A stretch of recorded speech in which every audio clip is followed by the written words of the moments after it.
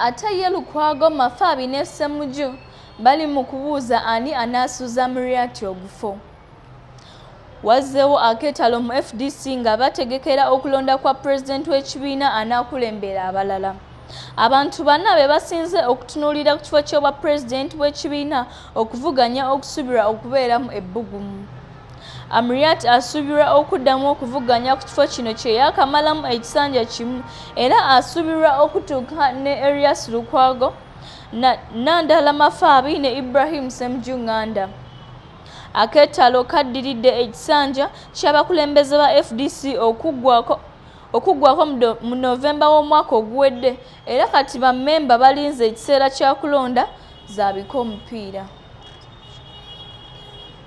Okulonda kuno kwali kwakubawo mu Novemba wa 2020 kwayimirizibwa mu July oluvannyuma lwa Minisitule y'ebyobulamu okufulumya amateeka g'ebyobulamu agaali ganywera onkuŋŋaana ez'ekika kino. Aba FDC beesanga nga tebalina kyakola wabula kulinda January wa 2021 kusooke kuggwe. Patrick Oboy Amuriat yagambye nti akakasa ng'entebe akyajagala kyokka abamuli ku lusegere bakakasiza nti mwetegefu okuttunka n'abanaamwesimbako. William Ssebuguzi, omu ku bakulembeze ba FDC e Kamwokya, yagambye nti bo abakkiririza mu byobufuzi by'okuguguba ebyaleetebwa Dr. Kizza Besigye balabira ddala nga bafuna omuntu omutuufu alemera ku nsonga. Yagambye nti mu kiseera kya campaign Amuriat yalaga nti munywevu nnyo bwe yasalawo okutambula nga tayambadde ngatto okutuusa lwe yamalako campaign ng'awakanya engeri y'abasirikale gye bamukwatamu ng'agenda okwewandiisa ekyambogo okwatandika mu Novemba wa 2020.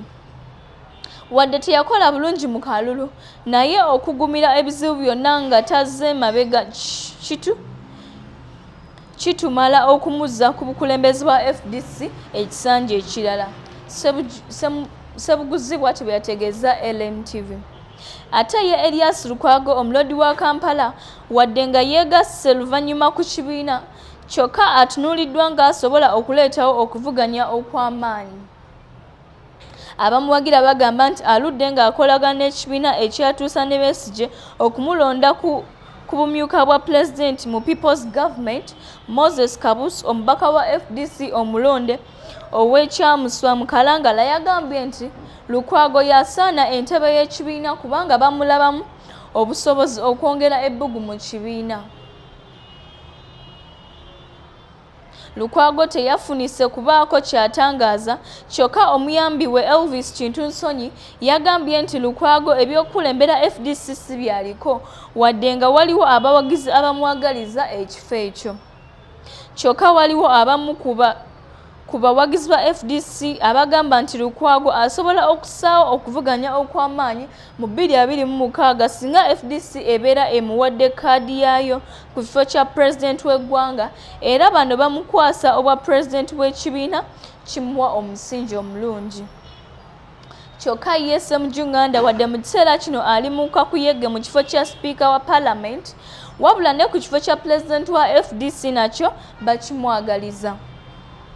Emyaka gy'amaze nga yakulira oludda oluvuganya gavumenti mu Parliament kimuyambyeko okwongera okunywera mu byobufuzi. Ye omwogezi w'ekibiina era y'omu ku bakulembeze ba FDC abaggundivu. Ssemujju bwe yabuuziddwa obanga mwetegefu okuvuganya yasoose kutegeeza ng'ebbanga bwe likyali eddene okusalawo ku nsonga eno. Yagasseeko nti ku mulundi guno bagenda kukozesa nnyo enkola ey'okutegeeregana mu bifo eby'enjawulo okusinga okukuba akalulu.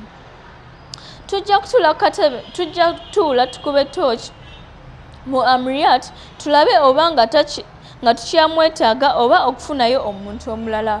Okukuba akalulu kye kijja okusembayo bwe tunaaba tulemeddwa okukkaanya. Bw'atyo Ssemujju Nganda bwe yategeezezza. Ate ye Mafabi owa Budadiri West, omubaka omulonde Ssaabawandiisi w'ekibiina ekya FDC era azze atambula wamu ne Besigye okumala ebbanga. mu kulonda okwaliwo mu 2017 y'omu ku baali basuubirwa okuvuganya ku kya pulezidenti kyokka n'avaamu ku ssaawa envannyuma. Okujja kwe kigambibwa nti kijja kusinziira ku nteeseganya z'anaabeera ne Besigye kuba y'omu ku baagala okwesimbawo ku kya pulezidenti ku tiketi ya FDC mu 2026. Mafabi teyafunise kubaako kyayogera kyokka mikwano gye egy'oku lusegere gyategeeza nti kye bakakasa alina okuvuganya ku bwa pulezidenti w'ekibiina oba bwa pulezidenti obw'eggwanga mu 2026.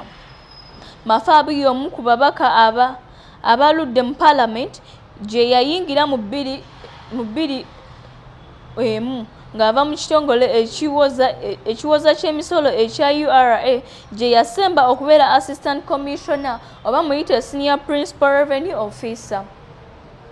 Gye buvuddeko Patrick Oboy Amuriat yategeeza nti okulonda kwa kubeera ku mitendera nga bakutandikira mu bitundu eby'obukiikakkono bazzeeko obugwanjuba olwo bamalirize n'ebitundu bya Buganda.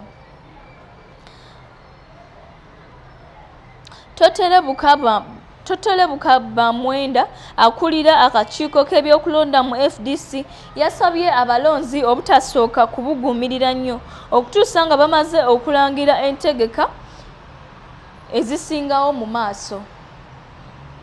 Kulikeyo nnyo abasasi baffe.